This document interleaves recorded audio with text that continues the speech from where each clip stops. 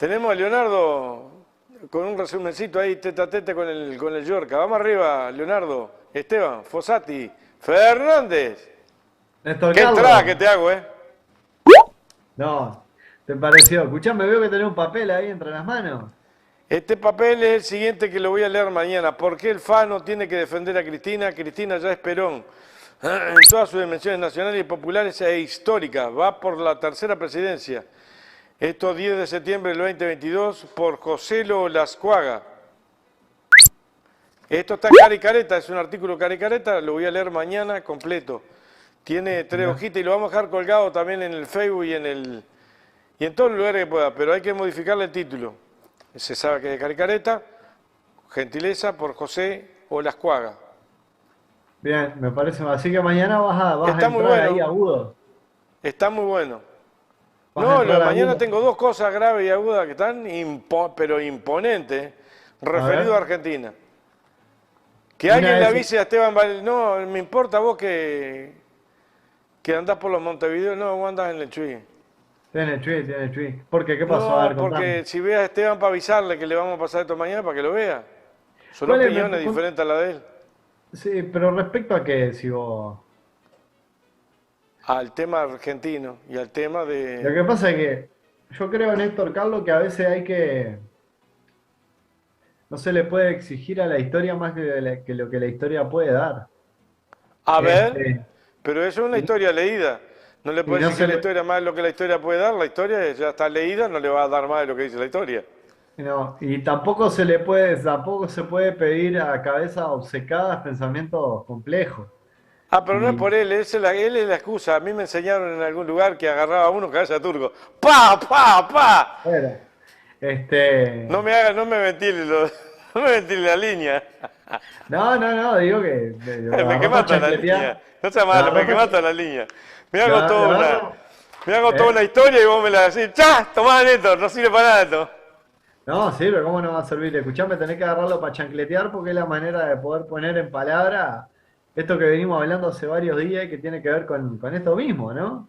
Sí, Porque a claro. veces terminamos escuchando opiniones y demás, porque lo importante es que uno puede puede no compartir, ¿no? De hecho, me pasó que con el caso de el atentado, el intento de magnicidio a Cristina Fernández de Kirchner, yo leí una publicación de Esteban Valenti en las redes sociales, en el Twitter, En el portal y... Montevideo. ¿Eh? En el portal Montevideo. No, leí una publicación que él escribió en Twitter, porque él tiene portales de noticias, tiene UiPress y tiene otros medios donde él escribe. Y bueno, yo no compartía lo que él dijo. Y no solo que no compartía, sino que me pareció una opinión con un grado de oportunismo político muy grande. Entonces, mi comentario fue, alguien dijo oportunismo. Que es un poco la política uruguaya con la situación regional, que hoy se ha hablado bastante, con el contexto regional, ha sido bastante oportunista, ¿vos sabés? Ha sido muy oportunista, siempre la ha utilizado de manera tal que le pueda servir para hacer leña a un árbol caído, generalmente, siempre. Y nunca hay, me parece, o siempre falta como un compromiso de análisis muy importante que también habla y es testigo, ¿no? No sé qué opinas tú, Néstor, pero es testigo de la mediocridad política que campea. Pero no Sí, solo pasa en el que oficialismo. eso está muy vinculado a la mediocridad política, no es ni más ni menos que la expresión política de una masa. Hay políticos que están saliendo sin fuste, casi sin formación política, formación histórica, información de cuadro político de derecha o de izquierda. De derecha o de izquierda. Entonces, esa expresión que se ve dentro del sistema político, casi en toda América Latina, tiene que ver con que se hace difícil y ver a la vuelta algún Che Guevara, pero no con la envergadura de Helios. Te puedo nombrar cuadros propios de la interna uruguaya, del Partido Nacional, del Partido Colorado y de la izquierda uruguaya. No hay No hay gente tipo Enrique Rodríguez con sexto año de escuela, con capacidad de ser autodidacta y aprender en la vida el desarrollo táctico, estratégico de la gran política. Sí.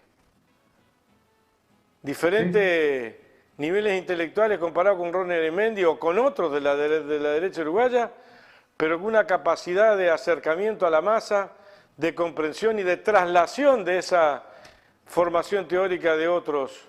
Hoy no los veo en casi América Latina, entonces hay una mediocridad que se expresa políticamente y eso hace que los medios de comunicación, cuanto más masa hay, pero escuchame, hacen así, mirame, vos que no sabés, hacen así, ¡ting! Tiran perejil, ¿sabes cómo se viene? Hay un abono bárbaro. Y Vienen sí, plantas de perejil, claro. como los cuentos de la Andricina, terminan a la sombra del perejil. Tomando mate a la sombra del perejil. Seguro, seguro, pero yo lo digo en tono de broma, pero en realidad la masa crítica es una masa bastante que está vinculada al sistema capitalista, andar corriendo todos los días, de imponerte hechos, hechos que no solamente son hechos de que estamos hablando de la política, sino hechos que tenés que comprar un televisor nuevo, sino hechos que tenés que aquí, que comprar la casa, que esto, que aquello, corriendo, no te da el tiempo ni de pensar, ni de leer, ni de informarte, ni de formar opinión por lo tanto. Es Bueno, algo...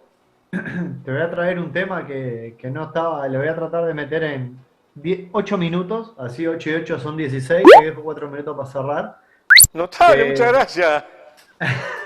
Qué bondadoso que está. O sea, cosa que 8 y 8, 16, te voy a 4 pavos, chao, hasta luego. Dale. Muchas De hecho, gracias, Esteban. bueno, Leonardo. yo también vengo de una escuela en la cual a veces hay que ordenar la discusión y administrar los tiempos y articular la Seguro. palabra. Sí, tenés la Escuchá, palabra, tenés 4 finales, dale. anotame ahí. Escuchá. Florencia, Eh, Valentina, notale que le quedan 3 ya. Dale. el otro día, el viernes me tocó participar de la Comisión de Hacienda y Presupuesto del Parlamento, de la Cámara de Senadores, y puntualmente por una modificación que la rendición de cuentas actual implementa sobre la ley de migraciones, ¿no? Y que no se sabe mucho, no se conoce realmente cuál es el impacto que eso tiene. En realidad no es que se desconozca, como sociedad civil y como representante de la sociedad civil que participé, esbozamos ante los integrantes de la Comisión de Hacienda las consecuencias no medidas y el impacto de tal modificación, que sin entrar en mucho detalle, porque es bastante complejo, es que se mudan gran parte de las competencias del Ministerio de Relaciones Exteriores al Ministerio del Interior, lo cual se traduce en que la población que está en Uruguay y que no puede acceder a un documento va a encontrar mayores demoras y mayores trabas y mayores mecanismos de control y de seguridad, lo cual se va a traducir en que va a pasar mayor tiempo irregular, que va a demorar mucho más tiempo en tener una cédula y un montón de cosas más. Todas esas competencias las van a trasladar a la Dirección Nacional de Migración, que depende del Ministerio del Interior. Entonces, bueno, en la exposición de motivos, la cual a mí me tocó a ser como quien dice, el orador, junto con un compañero, Felipe Pilón, también representante de la sociedad civil, un gran punto que queríamos transmitir, porque en esto tiene que ver con que nosotras tenemos que marcar la agenda y no tenemos que discutir las cosas de lo que nos marca la agenda. Uno de los grandes argumentos que pusimos es que este gobierno ha llevado adelante este Estado, ¿no? Esta gestión, este modelo de gestión, ha llevado adelante un proceso de trabajo que recorta y limita la participación de la masa social organizada, ¿no? En tanto que somos actores y actoras de carácter decisivo en la vida social y política y económica de este país, ¿verdad? ¿Por qué? Porque tenemos la suficiente capacidad de organización y de gestión para accionar de forma colectiva, nucleándonos, ¿no? De manera tal que nos permita generar incidencia en la realidad política de nuestro país. Y eso lo hemos demostrado en más de una oportunidad cuando se han tratado de implementar distintos tipos de medidas de cara a recortar derechos por parte de la población que elige, viene o no elige, pero viene a vivir a Uruguay, ¿no? Y eso fue como un alegato importantísimo a la hora de hablar en la comisión esa, ¿no? Que estaba presidida por Penades, ni más ni menos. Y fue súper interesante porque cuando caímos con el reclamo, obviamente automáticamente los representantes de la fuerza de izquierda que estaban integrando por la bancada de senadores del Frente Amplio pararon los oídos, ¿no? Obviamente miraron rápidamente y dijeron, bueno, ¿de qué está hablando esta gente que viene a hablar de regulación, normativa, recorte de derechos, saturación de las competencias ministeriales del Ministerio del Interior, de falta de planificación y proyección política en tanto una gestión de gobierno, la cual tiene un carácter muy improvisado, como mencionaba Carlos Viera hace un ratito. Y fue muy interesante porque es un tema en el cual en Uruguay, siempre que se habla de las migraciones, como que a nadie le importa mucho el tema, pero lo cierto es que siempre está en el eje de la discusión, ya sea por un motivo o por el otro, ¿no? Y en esto del oportunismo que hablaba hoy hace un rato, hace algunos años el oportunismo político llevó a que la migración fuera utilizada como pretexto para hablar de que nos vienen a sacar las fuentes de empleo. Esto es un proyecto de los comunistas para traer cubanos y venezolanos para que voten al Frente Amplio en las elecciones. Estos son parte de las políticas del MIDE, ¿no? Que le dan plata a todo esto de extranjeros y a la gente pobre de este país no lo atiende. Nosotros vamos a priorizar, decían algunos discursos políticos, ¿no? De la derecha más rancia de este país, a la población uruguaya en relación a la población de otros países. Y todo eso dejando de lado, ¿no? La compleja situación que vive la población en los países que está, ¿no? Ya sea Venezuela y Cuba, producto de, como decía hoy, en el caso de Cuba, 60 años de bloqueo, ¿no? 60 años de asedio, ¿no? Militar, político, ideológico, económico. Y en Venezuela, con una intensificación de ese asedio militar, político, social y económico en los últimos 20 años, agudizado los últimos 6, 7, ¿no? Que ha generado las condiciones suficientes de presión social, ¿no? Que se termina traduciendo en una de las mayores crisis migratorias de la región, como es denominada hoy en día. Hoy en día, cuando se habla de la migración venezolana, se habla de la crisis migratoria. O sea, ni más ni menos, hay 6 millones de personas provenientes de Venezuela que están fuera de su país, ¿no? En relación a la cantidad de población que tiene, que creo que anda del orden de los 26 millones o 20 y pico millones de personas que viven, ¿no? Pero claro, en ese oportunismo político, el escenario que se ha construido para ubicar en la narrativa de la migración es, nosotros somos un país medianamente tolerante, que generamos las condiciones para que la gente venga, pero cuando vienen, básicamente lo que hacemos es utilizarlos como chivo expiatorio para hablar de, por ejemplo, las consecuencias nefastas que ha tenido el socialismo en otras partes del mundo, como se ha hecho por gran parte de la derecha a la hora de expresar un discurso sobre la migración cubana y venezolana, o se la utiliza como el otro chivo expiatorio de la consecuencia el causante, ¿no? La consecuencia fundamental de gran parte de los problemas estructurales que dentro de la sociedad nacional tenemos, ¿no? Entonces viene toda esta gente y lo viene a saturar. Pero lo que termina evidenciando en realidad toda esta mala gestión que se hace es que cuando el actual gobierno o el Estado, ¿no? Intenta generar procesos para gestionar la migración, lo que se devela es que tiene grandes dificultades para generar las problemáticas estructurales que la sociedad tiene: el acceso a la vivienda, el acceso al trabajo, el acceso a la alimentación, el acceso a la salud, el acceso a los derechos, el acceso a tener una cédula de identidad, ¿no? El acceso al sistema de derechos, ¿no? Claro, la población migrante lo evidencia porque quienes viven en situaciones de desigualdad, y son personas que han vivido generaciones enteras, ¿no? Reproduciéndose dentro de esa situación de desigualdad, de alguna manera quedan invisibilizadas ante el rol del Estado. No son recuperadas por la agenda pública. Ahora, sí, sí, sí. Ahora, cuando se trata de población que es ajena, ¿no? A nuestro territorio, claramente pone en evidencia y muestra las grandes dificultades que está teniendo nuestro Estado para gestionar esas problemáticas. Entonces, creo que el otro día en el Senado, y con esto ya te doy la palabra, con la Comisión de Hacienda, marcamos de alguna manera o intentamos marcar dentro de lo que es la oposición al actual gobierno, que tiene que tomar como tema el tema de la población migrante, porque de hecho los otros sectores del oficialismo sí lo han incorporado como línea de trabajo y como línea discursiva de avance ideológico. Y por parte de la oposición cuesta mucho incorporarlo porque se tiende a pensar más que es una forma de construir política de carácter específico que atienden a una población particular y que puede ser en el futuro producto de que lo critiquen, porque atiende a una parte y a otra no.